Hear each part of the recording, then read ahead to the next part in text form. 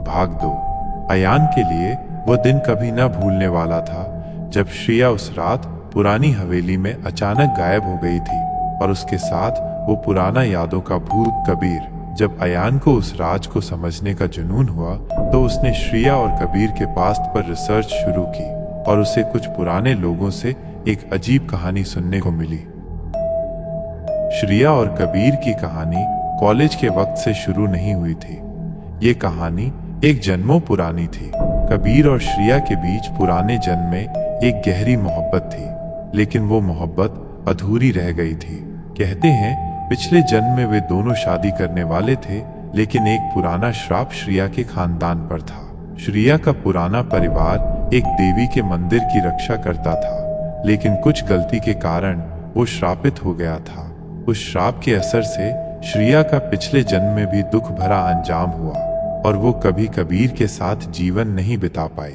श्रेया और कबीर के पिछले जन्म के बारे में ये बात पुरानी हवेली के एक पुराने किताब में लिखी हुई थी, जो अयान को हवेली में पढ़ने को मिली थी।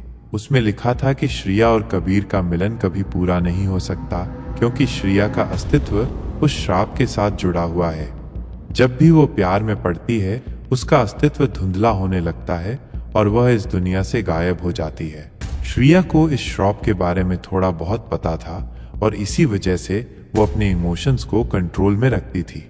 लेकिन जब उसकी और अयान की दोस्ती गहरी होने लगी तो श्रेया को ये डर लगने लगा कि अगर उसका प्यार अयान के लिए बढ़ता गया तो वो इस श्राप के असर में फिर से फंस जाएगी। इसीलिए उसने अयान से दूर रहने का फैसला किया, लेकिन अयान का उसके लिए कंसर्न और प्यार उसे वापस खींच लाया।